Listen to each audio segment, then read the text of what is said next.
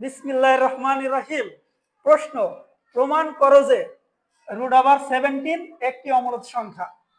সমাধান, 4 square equal 16, 5 square equal 25 এবং √17 square equal 17। সুতরাং √17 এর মান 4 অপেক্ষা বড় কিন্তু 5 অপেক্ষা ছোট সংখ্যা। অতএব √17 একটি পূর্ণ সংখ্যা নয়। অতএব √17 সংখ্যাটি মূলদ বা অমূলদ উভয়ই হতে পারে।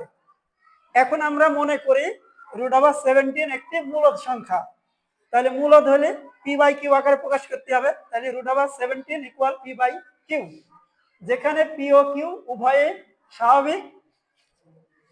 স্বাভাবিক পরস্পর সহমৌলিক এবং q নট ইকুয়াল টু 0।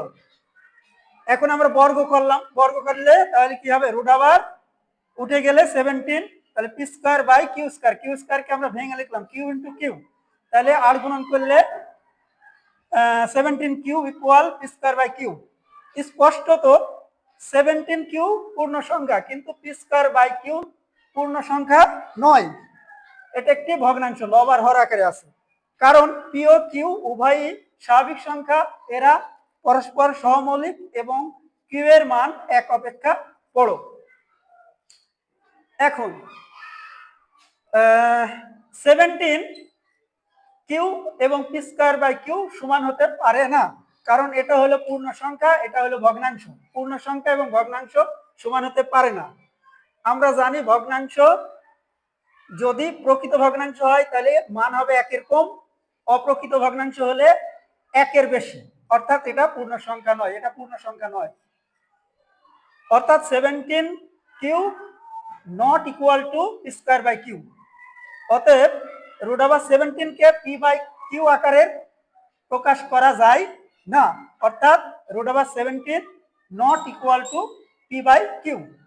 তাই √17 সংখ্যাটি মূলদ নয়। অতএব √17 সংখ্যাটি অমূলদ সংখ্যা প্রমাণিত। ভিডিও দেখে যদি কিছু বোঝার বাকি থাকে তাহলে আমার এর আগে একটি ছবি দেওয়া আছে, সেখানে মূলদ ও অমূলদ বিষয়ে একটু লেখা আছে, আপনারা ওটা দেখে নিতে পারেন।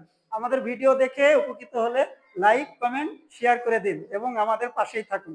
সকলকে ধন্যবাদ।